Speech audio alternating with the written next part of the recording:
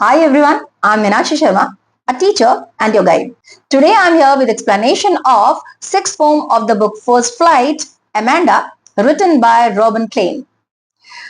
As usual, before proceeding to the explanation of the poem, let me brief you about the poetess. Robin Klein, the author of the poem Amanda, is an Australian known for her children's literature. तो ये जो robin Klein है ये author हैं इस pome Amanda की, जो एक ऑस्ट्रेलियन है और बच्चों के ही लिटरेचर को लेके ज्यादा फेमस है. इनका बर्थ हुआ फरवरी 28, 1936 में and she passed away on September 1, 2020. Generally जो इन्हें रिकॉग्नाइज करते हैं लोग इनके नॉवेल्स की वजह से, पिक्चर बुक्स की वजह से और स्टोरीज जो जनरली पर्सनल ग्रोथ और सोशल इश्यूज एक्सप्लोर करती हैं. इनकी जो फर्स्ट शॉर्ट स्टोरी पब्लिश हुई थी वो 16 की एज में पब्लिश हुई थी और अपनी राइटिंग के लिए इन्होंने स्कूल में एक अकेला प्राइज जीता था. In 1981, she was awarded a literature board grant for writing and since then she has had more than 40 books published. 1981 में इन्हें लिटरेचर बोर्ड ग्रांट प्राइज से नवाजा गया राइटिंग के लिए ही और इसके बाद इन्होंने लगभग 40 बुक्स पब्लिश की थी. इस पोम की जो सेंट्रल थीम है अमेंडा की वो है कन्फ्लिक्ट, जो बच्चों का जो नीड होता है फ्रीडम का और इमेजिनेशन का वर्सेस जो कंट्रोल होता है, रेस्ट्रिक्शंस होती हैं उनके ऊपर पेरेंटल कंट्रोल की वजह से या सोसाइटल एक्सपेक्टेशंस की वजह से. मींस सोसाइटी के कुछ डेफिनेट नॉर्म्स होते हैं उनके हिसाब से बच्चों को बहुत ज्यादा रेस्ट्रिक्ट किया जाता है, तो उसी के बीच में कन्फ्लिक्ट दिखाया हुआ है. यहाँ जो पोम है ये एक्सप्लोर कर रही है, ये जो अमेंडा है वो प्रोटैगनिस्ट है, उसकी डीप डिजायर है, बच्ची है, उसकी डीप डिजायर है इंडिपेंडेंस की और इसमें दिखाया गया है उसकी जो अटेम्प्ट्स हैं, क्योंकि वो जो उसकी मदर है बहुत ज्यादा नाग करती हैं, उसके पीछे बहुत ज्यादा बोलती रहती हैं, बहुत ज्यादा इंस्ट्रक्ट करती हैं, तो उनसे वो बचने के लिए क्या कर रही है ये सारा कुछ इस पोम में दिखाया है. So let's proceed towards the pome. Every child feels that she or he is controlled and instructed not to do one thing or another. You too may feel that your freedom is curtailed. Introduction दिया हुआ है, इसमें बताया है कि हर बच्चे को ऐसे लगता है कि उसे बहुत ज्यादा कंट्रोल किया जाता है, इंस्ट्रक्शंस दी जाती हैं, ये नहीं करो वो नहीं करो. और कभी कभी जो रीडर्स हैं, मीन जो स्टूडेंट्स हैं, जो तुम लोग पढ़ रहे हो, तुम्हें भी लगता होगा कि फ्रीडम कर्टल की जा रही है, मतलब रोका टोका बहुत ज्यादा जा रहा है. Okay, so now if you can relate it, here's the poem. Don't bite your nails, Amanda. Don't hunch your shoulders, Amanda. Stop that slouching and sit up straight, Amanda. तो यहाँ ये जो स्पीकर है ये अमेंडा को बोल रहा है, या चलो इसे सपोज करके चलते हैं that the speaker is her mother. तो वो बोल रही है अमेंडा ये नेल बाइटिंग बंद करो जरा और ये बॉडी पोस्चर जो जरा ठीक करो, इरेक्ट होके बैठो, ठीक है. यानी हंच मीन्स ये देखो क्या है, बेंड, ये मीनिंग दिया हुआ है. हंच मीन्स होता है बेंड, मोड़ के बैठना, तो वो बोल रही है इरेक्ट करके बैठो. बॉडी पोस्चर कैसा किया हुआ है अमेंडा. और वो स्लाउचिंग मींस लेजीली, तो वो बोल रही है कि इस तरीके से लेजीली मत बैठो, sit up straight. There's a languid emerald sea where the sole inhabitant is me, a mermaid drifting blissfully.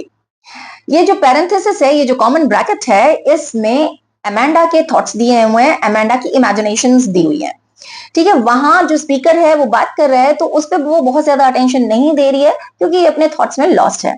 और क्या बोल रही है, क्या सोच रही है कि एक language means relaxed, emerald means in poem it is green colour, otherwise it's a precious stone of green colour.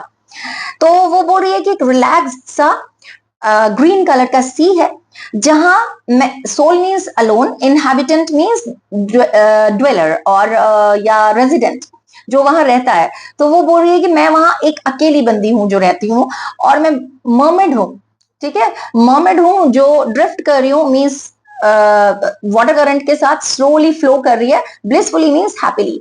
तो वो इमेजिन करिए मैं बिल्कुल अकेले हूँ एक बहुत बड़े से ओशन में, रिलैक्स से ओशन में मैं मर्मेड हूँ और वहां मैं तैर रही हूँ, ठीक है, वाटर करंट के साथ फ्लो कर रही हूँ और बहुत खुश हूँ. यानी ये बिल्कुल अकेले रहना चाहती. ये देखो मर्मेड, ये फिक्शनल स्टोरीज में होती है हाफ फिश और हाफ गर्ल. तो वो बोल रही है मैं इस तरीके से मर्मेड हूँ और मैं वाटर में रहती हूँ, ओशन में रहती हूँ, अकेले हूँ, सोल इनहैबिटेंट हूँ. इसलिए बोल रही है क्योंकि वो एस्केप चाहती है मदर की नागिन से, बहुत ज्यादा परेशान है, ठीक है. Now in the next, in third stanza, did you finish your homework Amanda? Did you tidy your room Amanda? I thought I told you to clean your shoes, Amanda. अब फिर से उसकी मदर बोल रही है, अमेंडा तुमने अपना homework कर लिया क्या? और वो रूम इतना गंदा पड़ा है, वो टाइडी कर लिया क्या? और फिर वो फिर से क्वेश्चन करिए, अरे तुम्हारे शूज क्लीन करने के लिए बोला था मैंने तुम्हें, हो गए क्या? I'm an orphan roaming the street. I pattern soft dust with my hushed bare feet. The silence is golden, the freedom is sweet. Orphan means those who don't have parents. Roaming means wandering without any aim. ठीक है? Now, hushed means quiet and still. Bare means without footwear. नंगे पांव जो चलता है. तो ये फिर से इसमें पैरेंथेसिस में फिर से उसके थॉट्स दिए हुए हैं, उसकी इमेजिनेशंस दी हुई है.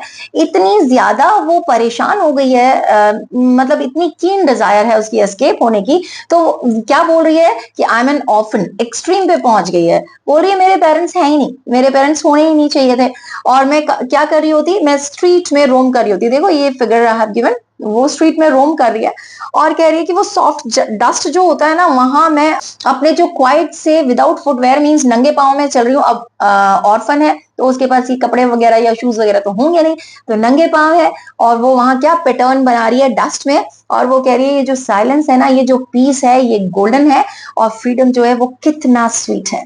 ठीक है, ये इमेजिन करिए यहाँ.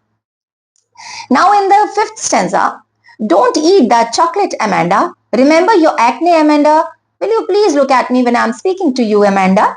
अभी फिर से वो बोल रही है, अमेंडा चॉकलेट नहीं खाओ, तुम्हें याद है ना तुम्हें पिंपल्स हैं अमेंडा. और फिर वो बोल रही है कि जब मैं तुम्हारी तरफ देख रही हूं तो तुम आई कांटेक्ट क्यों नहीं कर रही हो, मेरी तरफ देखो. Once again parenthesis is given. ठीक है, फिर से उसके थॉट्स इमेजिनेशन दी हुई है बच्ची के. I'm Rapunzel, I have not a care.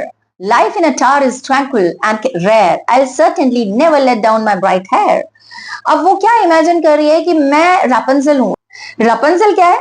रापंजल fairy tale की एक लड़की है, उस फेरी टेल की जो ब्रदर्स ग्रिम ने लिखी हुई थी. If I tell you about the story, ये जो रापंजल है, she was locked in a tower. एक टार में उसे कैद कर दिया गया था और उसके गोल्डन और बहुत लॉन्ग हेयर थे, तो वो अपने ब्रेड को हंग कर देती थी टार से नीचे तक. और वहां से एक दिन एक प्रिंस आता है, उस ब्रेड के हेल्प से वो उसके पास जाता है और उसे रेस्क्यू करके ले आता है. तो वो उस टार में अकेले रहा करती थी तब तक जब तक कि वो प्रिंस उसे रेस्क्यू करने के लिए नहीं आया था. तो ये जो अमेंडा है, ये भी क्या बोल रही है, मैं ना रापंजल हूं और मैं टार में हूं.